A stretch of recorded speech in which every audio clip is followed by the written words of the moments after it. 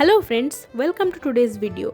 Do you know why 16th August has been called as Mithali Raj Day by cricket fraternity? If you want to know the answer, then this is the video for you. To know the entire story, watch it till the end. The Indian cricket stalwart Mithali Raj made her debut on June 26 in 1999 and she scored an unbeaten 114 against Ireland, with which she became the youngest cricketer, male or female, to score a century in international cricket. But quite a poetic way, a player from Ireland itself, Amy Hunter, on her 16th birthday, broke Mithali's 22-year record by scoring a century against Zimbabwe in October 2021. But almost 3 years later, from 1999, in 2002, when Mithali made her Test debut, it was quite opposite than the fairy tale she wrote in her ODI debut. On 17th January 2002, in the Lucknow Test against England, she got out on a duck and made a dubious record of becoming the first cricketer to score 100 on ODI debut and a duck in tests. Except 50 in the historic test against South Africa, Mithali was going through a lean patch. Team India went to England in the tri-series against England and New Zealand, where Team India lost 3 matches, with the 4th one being abandoned. She had only single-digit scores to her name. After that tri-series, India completed a comprehensive 2-0 ODI series victory against Ireland before heading into the 2-match test series against England at Shenley, where the first test got washed out. Now both Mithali and the Indian team had that one last test match at Taunton to end this disappointing tour on a high note. Meanwhile, Indian men were playing against England and watching Michael Vaughan's 197 on TV. The 19-year-old Mithali left in awe and asked her self-doubts to her best friend and teammate Nushin Al-Khadir.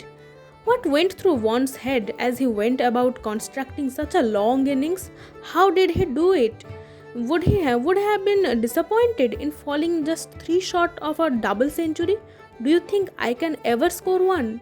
A century or a double century? Nushin said, of course, why just a century? You would score a double century.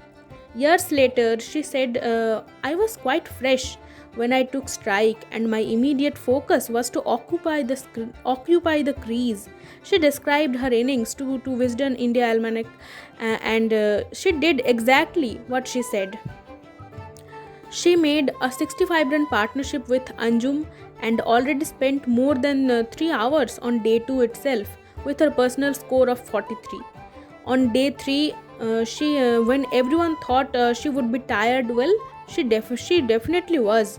But she was timing the ball quite well and was well running with Hemlata Kala, with whom she threaded a 144-run partnership before she got out on 62. But after debutants Deepa Marathe and Shulakshana Naik's dismissals, Mithali again found a stable partner in Jhulan Goswami at the other end, and the special knock also couldn't get away from being the part of the glorious Miljhul journey and legacy. They shared a partnership of 157, which is till date the highest 7th wicket partnership in women's test cricket. In her 170s, Mithali was getting tired, but Jhulan kept her motivated by showing her the tri-colored flag. As it was 16th August, only the day after 15th August, India's Independence Day. I actually tried to show that in my sketch here.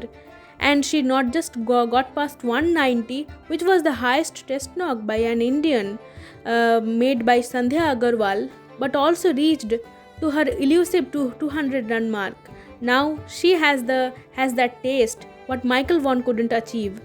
But that lanky and tired teenager didn't stop there and went past the then highest individual test score of 209 by Karen Rolton and ended the third day with 210. Yes, next day, on the last day of the test, she added only 4 runs to her tally before she caught LBW by England's debutant Isha Guha. But the triumph of that knock lied in these following facts. England scored a big score of 329 in their first innings, and to surpass that, India had to do something different. And the teenager, with her 1.5 kg bat, showed Team India the path to draw that test match at least. And then Mithali also forced England to use a total of 9 bowlers in those 3 days. She only scored 19 fours in her innings of 204 in 407 deliveries, but she batted for almost 10 hours, precisely 598 minutes, which is still the longest innings in women's test cricket history.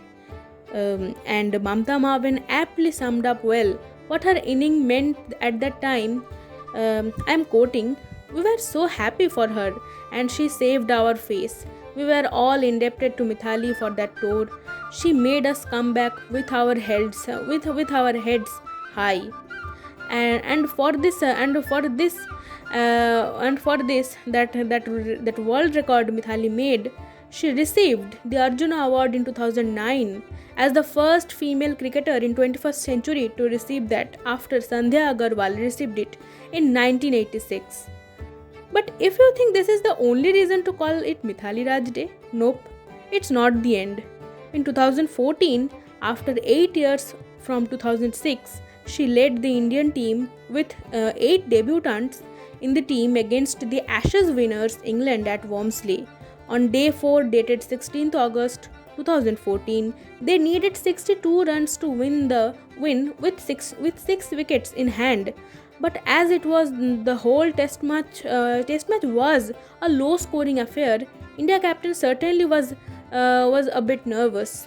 But accompanying Shikha Pandey's 28, she, with her fighting half century that came from 157 balls, assured a historic test victory over England on this very special day of 16th August. So cricket folks, don't you think it should be called as Mithali Raj Day?